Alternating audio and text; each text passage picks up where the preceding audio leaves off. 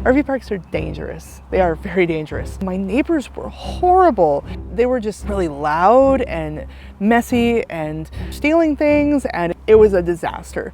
Hello, I'm Paige. I'm a nomad. I travel full-time with my husband and my cat in our RV, our moving castle, Calcifer. There are many ways to travel and to stay in RVs. Some people do a lot of boondocking, which is kind of off the grid without hookups. And then some people do a lot of RV parks. We actually stay in a lot of RV parks. There are a few different reasons for this, but we both work full-time. And Justin in particular, he has a corporate job where he's a manager. He does a lot of Zoom meetings, so he needs to look presentable. We need to shower every day. I'm gonna have a shower.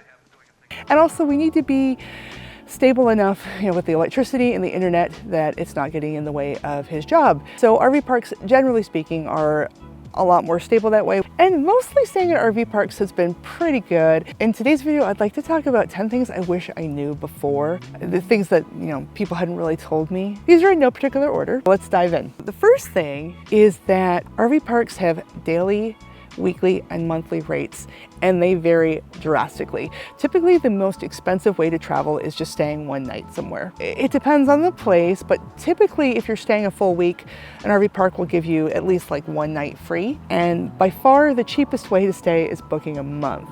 A lot of times if you book a month, it's way cheaper than staying for 4 weeks.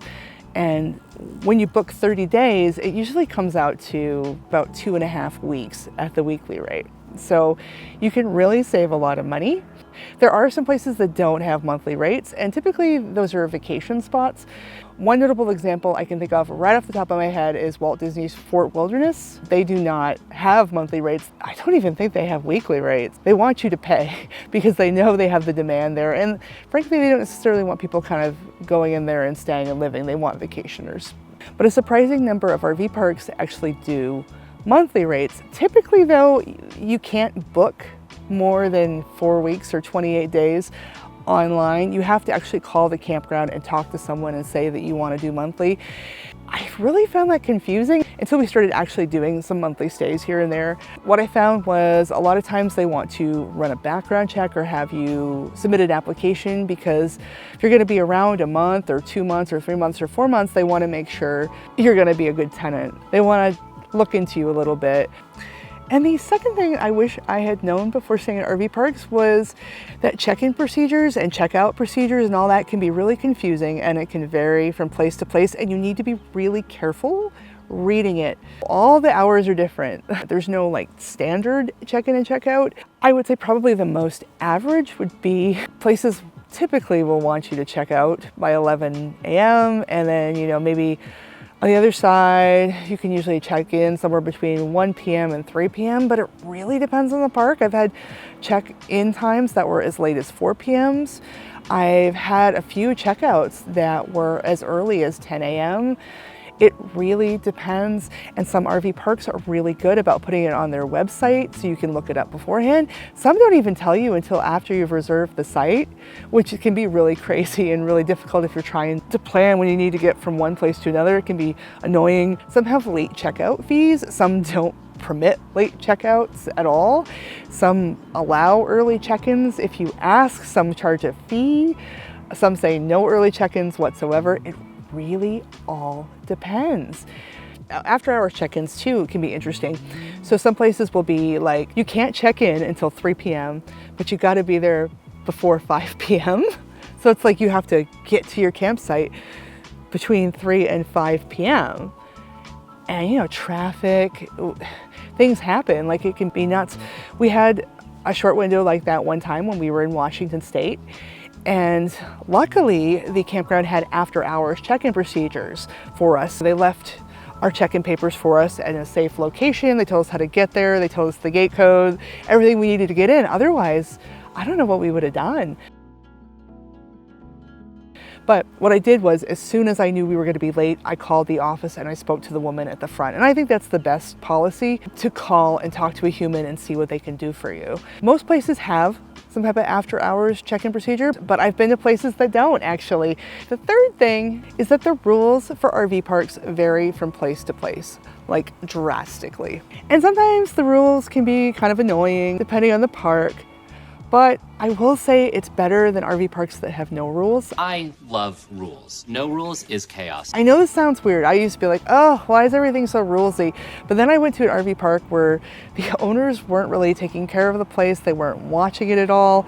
They didn't really have good rules. There was no way to get in contact with them.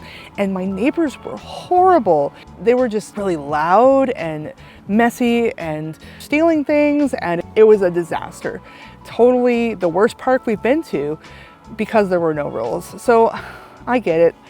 I tend to try to be considerate to neighbors, and I'm sure you do as well, but not everybody is like that, and people need boundaries and rules to know what to do, so it can be really annoying, but I've come to like rules.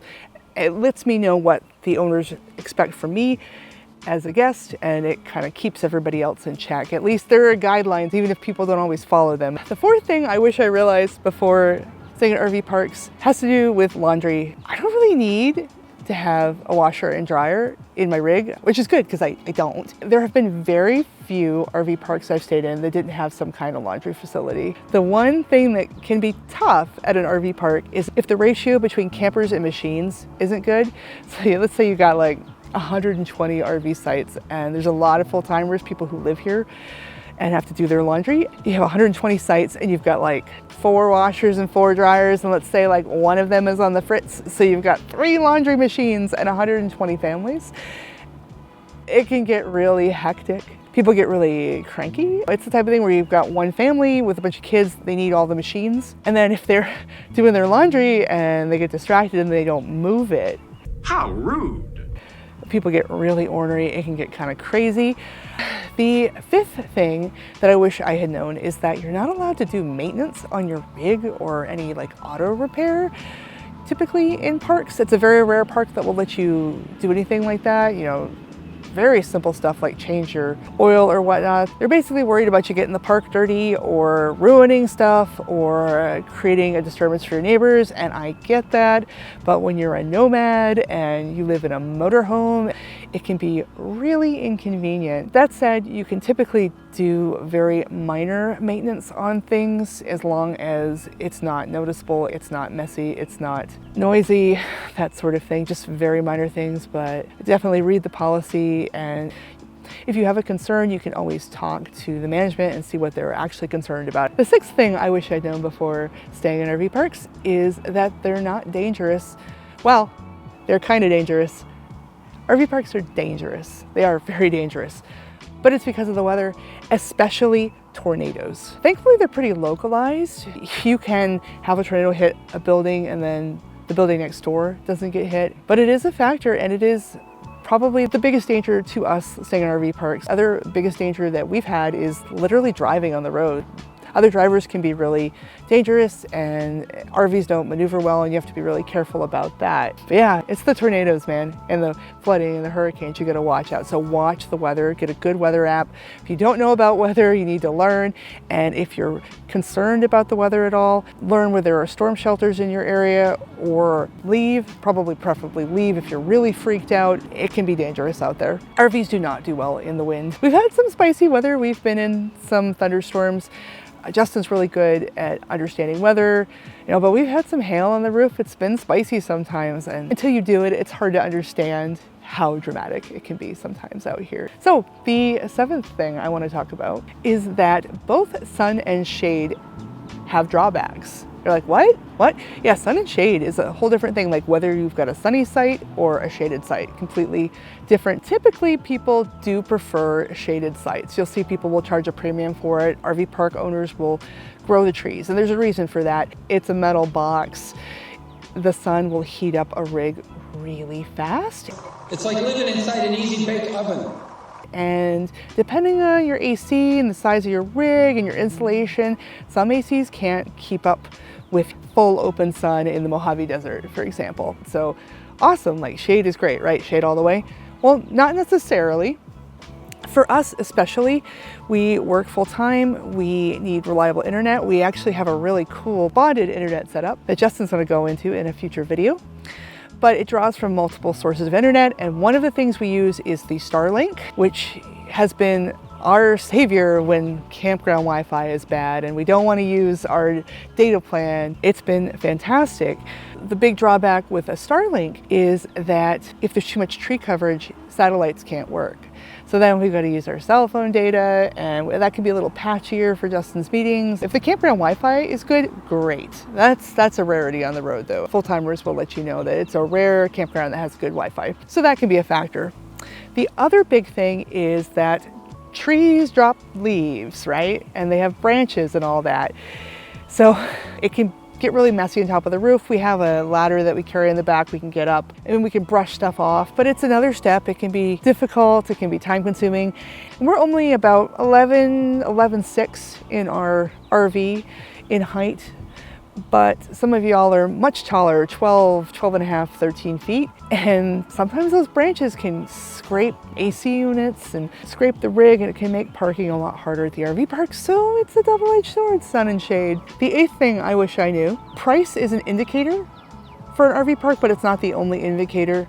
And cheap and expensive parks both have pros and cons, and you really need to make a decision. And the decision of whether you stay in a cheap or an expensive park can be really, really complicated. So, expensive parks. Typically, your neighbors will behave a little bit better. And this is because they usually have more rules, like we were talking about earlier, not because they're all, oh, higher quality clientele. I'm not trying to be snobby and say that. I am not a snob. What I'm saying is that they have more rules typically, and rules are good, boundaries are good. Set expectations, people are more likely to at least somewhat meet them. But this is not always the case. Sometimes a park is simply overpriced. It's just not a good value for what it is. Somebody's just hiked up the price because they know what they got. They want to charge that. So it can be tricky figuring that out. And that's part of why I do all my RV park reviews.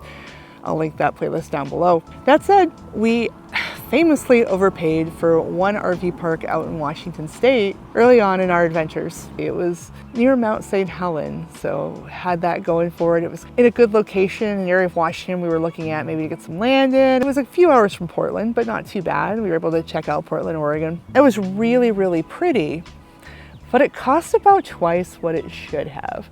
And that was kind of why we were there. Another company had bought a privately owned campground and had spruced it up a little and had jacked the price up. There used to be a really busy campground. Because they raised the price, it was a lot emptier. It was the only place that had availability for 3 weeks, anywhere near where we wanted to be, last minute, summer in the Pacific Northwest. So that's why we were there. So we overpaid because we had no other really good option. And it was great. The staff was great. It was beautiful. There were tons of wildlife.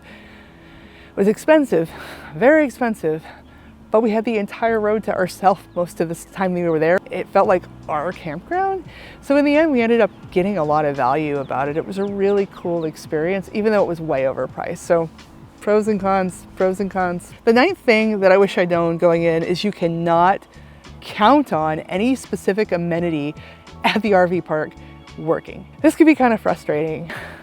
I've seen it a lot in reviews, people getting really upset because the pool is closed. That happens. RV parks might be cleaning it. It might be closed when they want to use it during the day. It might be closed during a hot spell. I've mentioned earlier, sometimes laundry machines go out of order and it might be a while before somebody fixes it. For me, my big problem has been going someplace because I'm excited about the hot tub and the hot tub is out of order. That has happened at nearly every single park I've gone to. Just a couple have the hot tub actually been working, and I've only gotten to use the hot tub once because the other times that the hot tubs were working, they were so popular that it wasn't really feasible to go. When I see that an RV park has an amenity, I'm like, oh, I'll have to check that out. I say like, that could be fun, but I can't get my heart set on it because I don't want it ruining my stay. And the 10th thing I wish I'd known before staying at RV parks is your neighbors are right there. And not only are they right there, they can be kind of nosy. So we typically find this when we're first coming into the RV park. You'll be pulling in the rig, you'll be trying to back in, your neighbor will be standing there watching you, just kind of seeing Oh, is he gonna hit anything? Oh, in a tight spot, they might start giving advice, which sounds nice, but sometimes you're just tired and you just want to come in, you've got a plan. A lot of people might give really good advice, but you don't know who these people are. They might give you bad advice. I'm always there trying to radio Justin in and help him back up, and somebody might be kind of getting in the middle of that, and I kind of have to be polite and manage that so that they're not distracting me or distracting Justin while they're trying to be friendly or trying to help. You know, it can be kind of a circus. We've also had neighbors when we're coming in quizzing us on how long we're going to be there. And sometimes it's really friendly and sometimes it's really nice, and I like that contact. But we've also had a situation where we pulled in and our neighbor was a longtime resident and we were staying for the week, and he wanted to know how long we'd be there because he wanted to use our spot to do stuff. Like, he basically felt like we were parking in his lawn because, you know, maybe 75% of the time there's nobody there and he used it as extra space for him. And I get it, but he was really kind of transparent about that. Whether he meant to or not, it did make us feel like we were in his way, and it was kind of a rough start. But it is what it is, you know. The nice thing about RVing is if you don't like your neighbors, especially if you move a lot, they're not going to be your neighbors for very long, so that worked out. But yeah, those are the 10 things that I wish I'd known about RV parks before staying at one. If there's anything I'd missed, put it in the comments below. If you don't agree with me, feel free to chime in. But yeah, it's been good talking to you. Thanks for watching, and I'll see you next week.